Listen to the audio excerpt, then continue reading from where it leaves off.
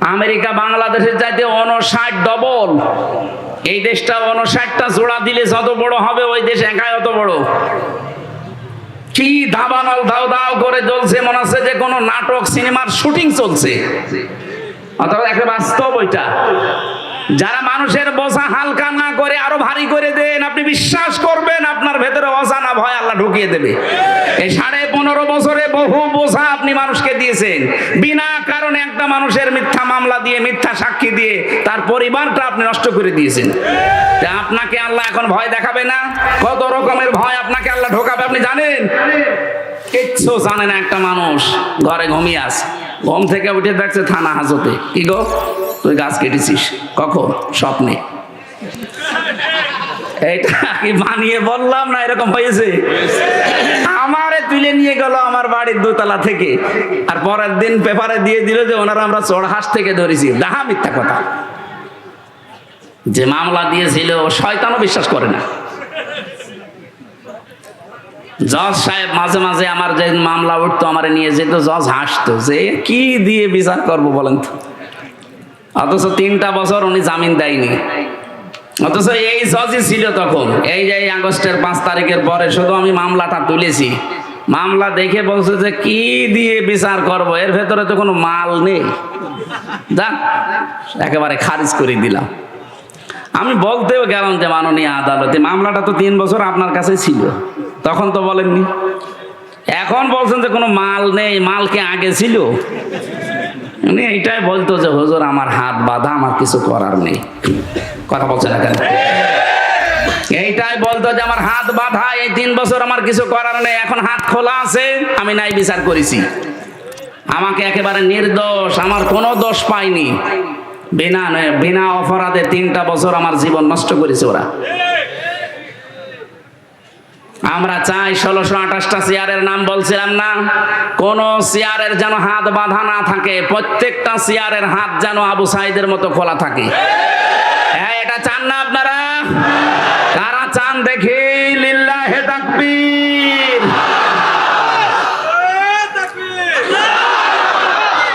আলহামদুলিল্লাহ। তো এইটার জন্য হাত খুলতে হলে এটা লাগবে, এটা ছাড়া সম্ভব না। যত নিয়ম নীতি নিয়ে আসেন না কেন, আবার হাত বাঁধা হয়ে যাবে। এই কথা বলে না কেন? হাত আবু সাইদের মতো খুলে রাখতে হলে এইটা লাগবে। আমান হাকামা বিহি আদালা, যারা কোরআন দিয়ে বিচার ফায়সালা করতে পারবে তারাই কেবল ন্যায় বিচার কায়েম করতে পারবে। আর 9 দফা ছাত্রদের, এই 9 দফার ভেতরে প্রথম এই দফা ছিল যে উই ওয়ান। এই কথা বলছে না কেন? আমরা ন্যায় বিচার কায়েম করতে চাই, আর ন্যায় বিচারের জন্য এটার বিকল্প দুনিয়ায় কিচ্ছু নেই।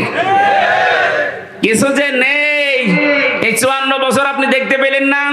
ডক্টর কামালের তৈরি করা এই সংবিধান দিয়ে বাংলাদেশের কাঙ্ক্ষিত যে মান, এটা আজও অর্জন হয়নি, কিয়ামতের আগে হবেও না। অথচ 21 বারের উপরে এটা পরিবর্তন হয়ে গেছে। এখন শুধু একটাই বাকি আছে, আর দেশের মানুষও তাই চাচ্ছে। আপনি আগস্টের 5 তারিখের আগের জরিপগুলো দেখেন, আন্তর্জাতিক যত জরিপ আছে, এদেশের মাত্র 100 জনের 15 জন মানুষ চাইতো কোরআনের বিধান বাংলাদেশে কায়েম হোক। তার ভেতরে হয়তো আলী আজম, মোহাম্মদ আবু বকরের মতো মানুষগুলো, এরকম মানুষ আছে এই দেশে 100 জনের মাত্র 15 জন। এনারা চাইতো যে কোরআনের বিধান বাংলাদেশে কায়েম হোক। জানুয়ারির 1 তারিখের রিপোর্টগুলো বের করেন। আন্তর্জাতিক যত সংস্থা এই দেশের মানুষকে রিপোর্ট দিচ্ছে, এই দেশে এই মাত্র 5 মাসে 100 জনের 58 জন মানুষ চাচ্ছে যে কোরআনের বিধান দেশে কায়েম হোক। আপনি আর কিছুদিন যেতে দেন, অন্য জাতির লোকেরা পর্যন্ত বলছে না, কাঙ্ক্ষিত মানের শান্তি পেতে হলে আল্লাহর কোরআনের বিকল্প কিচ্ছু নেই। তারা অন্য ধর্মের মানুষ যদি এটা বিশ্বাস করতে পারে, তা আপনার কি হয়েছে? দল মত নির্বিশেষে এদিকে এগিয়ে আসা দরকার না এখন। অন্তত যেহেতু দেখা যাচ্ছে 15 থেকে 58 হয়ে গেছে, আর কিছুদিন যেতে দিন, 100 জন মানুষ চাইবে আল্লাহর কোরআনে দেশে কায়েম হোক। আর ওইটা দেখার জন্য চোখ হাঁ করে আছে।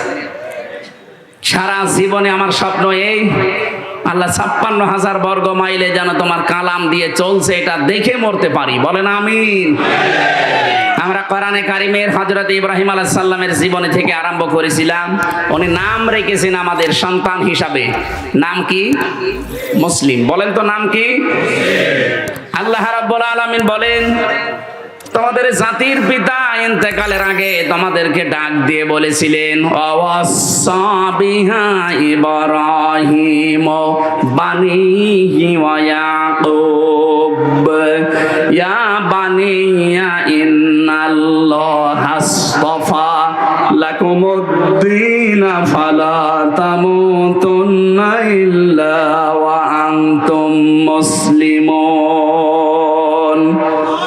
হযরত ইব্রাহিম এবং ইয়াকুব এই দুইজন নবী ইন্তেকালের আগে তার সন্তানদেরকে ওসিয়ত করছিলেন যে আমার সন্তানেরা, কলিজার টুকরা সন্তানেরা, অবশ্যই আল্লাহ তোমাদের জন্য মনোনীত করেছেন, নির্ধারিত করেছেন, তোমাদের জন্য পছন্দ করেছেন একটা দিনকে। সেই দিন মানে এই রাতের পরে যে দিন আসবে ওই দিন। বলেন বলেন, তোমাদের জন্য যেই দিন আল্লাহ নির্ধারিত করেছেন সেই দিনের নাম হচ্ছে ইসলাম। নাম কি? খালা তামুতুন্না, তোমরা মরবা না, ইল্লা ওয়া আনতুম মুসলিমুন, যতক্ষণ মুসলমান হতে না পারো। এখানে যে দিনের কথা হযরত ইব্রাহিম আমাদের জাতির পিতা তার সন্তানদেরকে জানিয়েছেন, তার নাম হচ্ছে ইসলাম। ইন্নাদ-দীনা ইনদাল্লাহিল ইসলাম, আল্লাহর কাছে মনোনীত একটাই জীবন ব্যবস্থা, ধর্ম, তার নাম কি? ওয়া ইয়াবতাগি গায়রাল ইসলাম দীনান ফালা ইউকবালা মিন। দুনিয়াতে ইসলাম বাদ দিয়ে যে নিয়ম আপনি মানেন না কেন, কখনো আল্লাহকে রাজি করতে পারবেন না। ফালা ইউকবালা মিন, জীবনও আপনার কোনো কিছু আল্লাহর দরবারে কবুল হচ্ছে না, হবে না। ইউকবালার আগে লান এসেছে, মজারের আগে লান আসলে অর্থ দাঁড়ায় বাংলা যে জীবনেও হবে না। এই জন্য ইসলাম বাদ দিয়ে যারা নাম রাখেন তাদের নাম নাম নয়। ইসলাম বাদ দিয়ে কেউ যদি বিয়ে শাদী করেন ওটা বিয়ে নয়। ইসলাম বাদ দিয়ে কেউ যদি পরিবার চালায় ওটা পরিবার না।